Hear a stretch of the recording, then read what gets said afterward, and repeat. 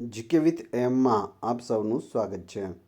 મિત્રો, આજના વિડીયોમાં આપણે જીસીઈઆરટીને લગતા સામાજિક વિજ્ઞાનના પાઠ્યપુસ્તક આધારિત અગત્યના પ્રશ્નો જોઈશું.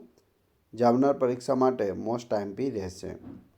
કોઈપણ પરીક્ષા પાસ કરવી હોય તો તમારે જીસીઈઆરટી અને એનસીઈઆરટીના પાઠ્યપુસ્તક આધારિત પ્રશ્નો છે તે કરવા જ પડશે, કેમ કે તેમાંથી વારંવાર પ્રશ્નો છે તે બનતા હોય છે અને પૂછાતા હોય છે. છેલ્લે તમારી ટેસ્ટ પણ લેવામાં આવે છે, તો વિડીયો વ્યવસ્થિત જુઓ અને ટેસ્ટ આપી તમે તમારું નોલેજ પણ ચેક કરી શકો છો.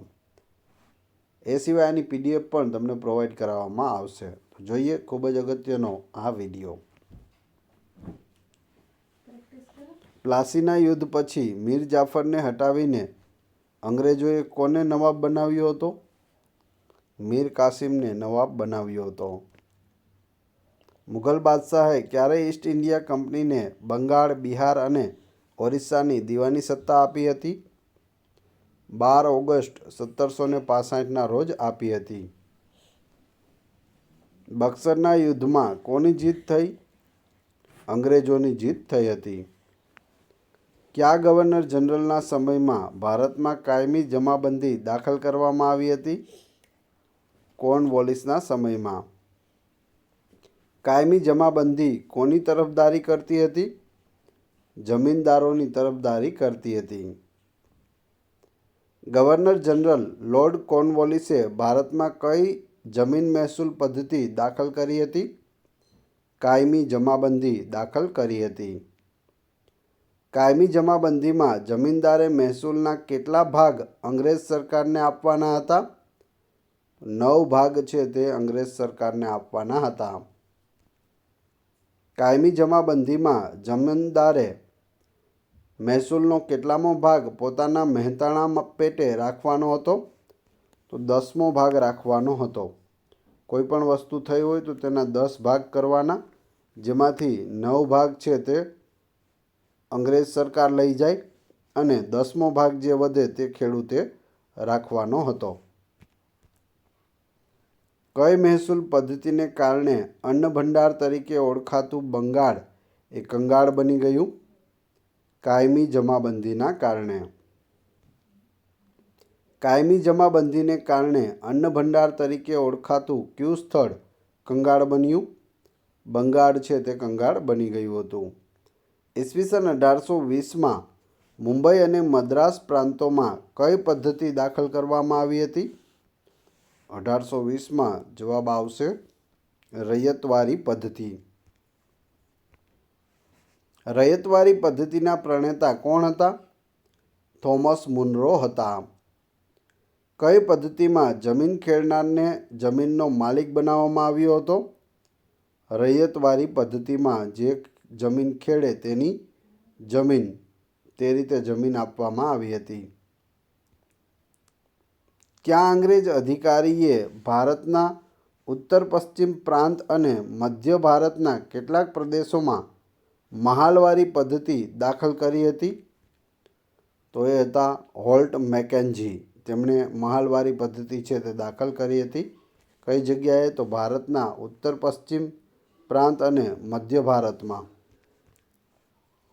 બ્રિટિશ મહેસૂલી દફતરમાં ગ્રામ અથવા ગ્રામના સમૂહ માટે કયા શબ્દનો પ્રયોગ થતો હતો? ગ્રામ અથવા ગ્રામનો સમૂહ હોય તો તેને શું કહેતા હતા? મહાલ કહેતા હતા. હોલ્ટ મેકેન્જી નામનો અંગ્રેજ અધિકારી કઈ પદ્ધતિનો પ્રણેતા હતો? મહાલવારી પદ્ધતિનો પ્રણેતા હતો હોલ્ટ મેકેન્જી. ત્યારબાદ ઈસ્ટ ઇન્ડિયા કંપનીએ ભારતમાં કેટલીક ખેતપેદાશોનું શું કર્યું હતું? વ્યાપારીકરણ કર્યું હતું. મહાલનો એકમ ગ્રામ અથવા શું થતો હતો? ગ્રામનો સમૂહ. મહાલ એટલે શું? ગ્રામ અથવા ગ્રામનો સમૂહ. 19મી સદીના અંત સુધીમાં ઈસ્ટ ઇન્ડિયા કંપનીએ બંગાળમાં ઉત્પાદિત કઈ કાચી પેદાશ ઉપર પોતાની સત્તા છે તે સ્થાપી દીધી હતી?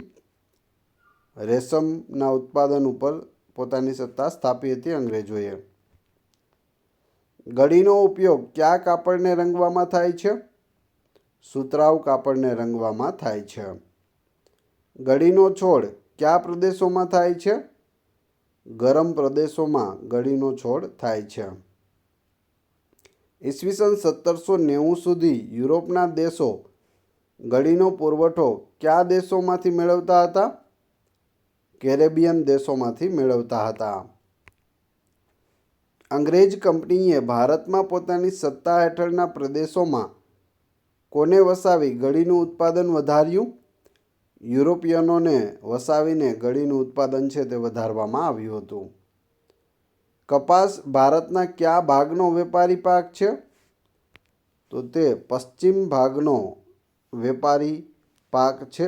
ભારતના પશ્ચિમ ભાગમાં ગુજરાત પણ આવે છે. ગુજરાતમાં સારા એવા પ્રમાણમાં કપાસ થાય છે. ભારતમાં ગળીના ઉત્પાદનની કેટલી પ્રથાઓ હતી? 2 પ્રથાઓ હતી ગળીના ઉત્પાદન માટે. ગળીના ઉત્પાદનની કઈ પ્રથામાં ગળીનો કાચો માલ કારખાનામાં મોકલવામાં આવતો હતો? નીજ પ્રથા હતી, જેમાં ગળીનો કાચો માલ હોય તેને ક્યાં મોકલવામાં આવતો? કારખાનામાં મોકલવામાં આવતો.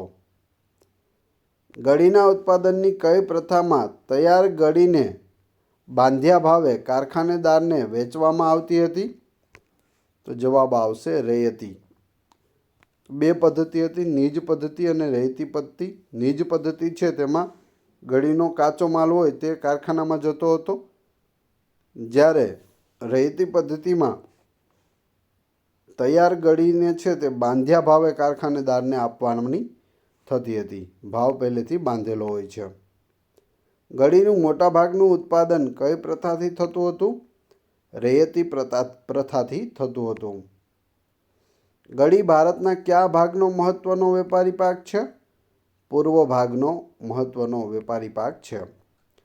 ઈસવીસન 1860 દરમિયાન ભારતમાં વ્યાપક પ્રમાણમાં કોના રમખાણો થયા હતા? ગળીના રમખાણો થયા હતા.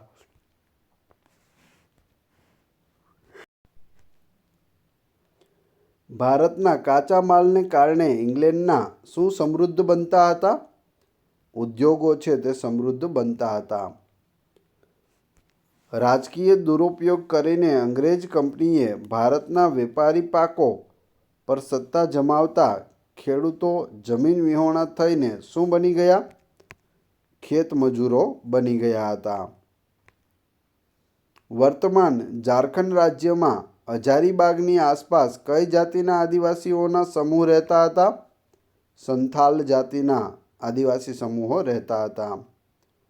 સંથાલ જાતિના આદિવાસીઓ શેના કીડા ઉછેરતા હતા? રેશમના કીડા છે તે ઉછેર કરતા હતા. કુલ્લ પ્રદેશમાં કયા આદિવાસી સમૂહ રહેતા હતા? ગદ્દી આદિવાસી સમૂહ રહેતો હતો. છોટા નાગપુરની આસપાસ કઈ જાતિના આદિવાસી સમૂહો રહેતા હતા? મુંડા જાતિના આદિવાસી સમૂહ રહેતા હતા. કઈ જાતિના આદિવાસીઓ શિકાર કરવાનો અને વન્ય પેદાશો એકઠી કરવાનો વ્યવસાય કરતા હતા? જવાબ આવશે મુંડા. મધ્ય ભારતમાં કઈ જાતિના આદિવાસી સમૂહો રહેતા હતા? ખોંડ જાતિના આદિવાસી સમૂહો રહેતા હતા. આંધ્રપ્રદેશમાં કયા આદિવાસી સમૂહો રહેતા હતા? લબાડિયા. પંજાબના પહાડી પ્રદેશમાં કયા આદિવાસી સમૂહો રહેતા હતા? વન ગુજ્જર રહેતા હતા.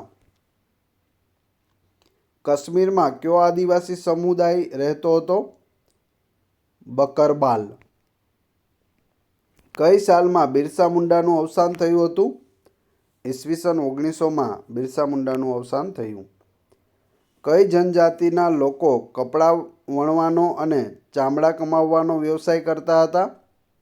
ખોંડ જાતિના લોકો. ખોંડ જાતિના લોકો ચામડાના કયા કામ માટે કસુંબી અને પલાસના ફૂલોનો ઉપયોગ કરતા હતા? રંગકામ માટે. કેટલાક આદિવાસી સમૂહો એક જગ્યાએથી બીજી જગ્યાએ સ્થળાંતર કરીને કઈ ખેતી કરતા હતા? સ્થળાંતરીય ખેતી અથવા તો સ્થળાંતરિત ખેતી।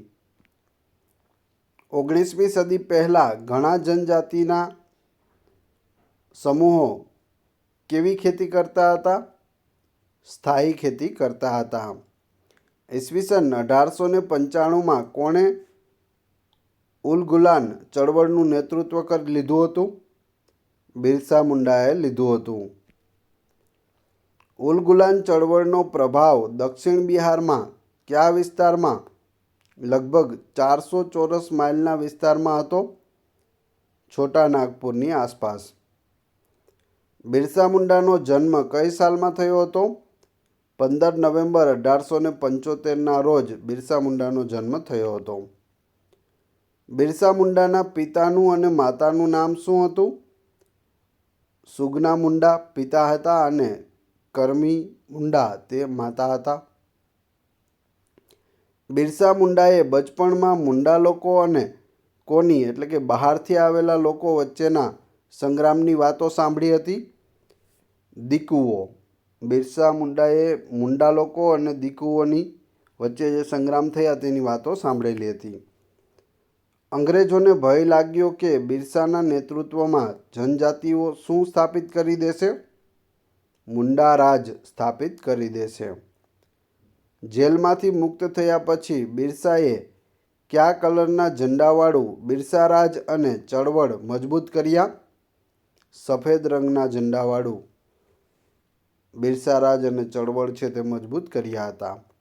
હવે તમારી ટેસ્ટ, જે આપણે વિડીયો જોયો તેમાંથી જ તમને અહીં પ્રશ્નો પૂછવામાં આવે છે, જેનો જવાબ તમારે ક્રમશઃ કમેન્ટ બોક્સમાં આપવાનો છે, જેથી મને ખ્યાલ આવે કેટલા લોકોએ વ્યવસ્થિત વિડીયો જોયેલો છે અને કેટલા લોકોને આ પ્રશ્નોના જવાબ આવડે છે। પ્રશ્ન નંબર 1, બક્સરના યુદ્ધમાં કોની જીત થઈ? પ્રશ્ન નંબર 2, ગળીનો ઉપયોગ કયા કાપડને રંગવામાં થાય છે? 3, રૈયતવારી પદ્ધતિના પ્રણેતા કોણ હતા? અને 4, કાયમી જમાબંધી એ કોની તરફદારી કરતી હતી? 4-4ના ક્રમશઃ કમેન્ટ બોક્સમાં જવાબ આપી દેજો। આ વિડીયોની PDF મેળવવા માટે તમે ટેલિગ્રામમાં GK with AM ચેનલની મુલાકાત લઈ શકો છો, જેની લિંક ડિસ્ક્રિપ્શનમાં પણ આપેલી છે। વિડીયો પસંદ આવ્યો હોય તો લાઇક, કોમેન્ટ, શેર અને સબસ્ક્રાઈબ કરવાનું ના ભૂલશો। આ ચેનલ ઉપર ઘણા બધા વિડીયો અવેલેબલ છે, તમે ચેનલના નામ ઉપર ક્લિક કરી વિડીયોમાં જઈ બધા જ વિડીયો જોઈ શકો છો। Thanks for watching my video.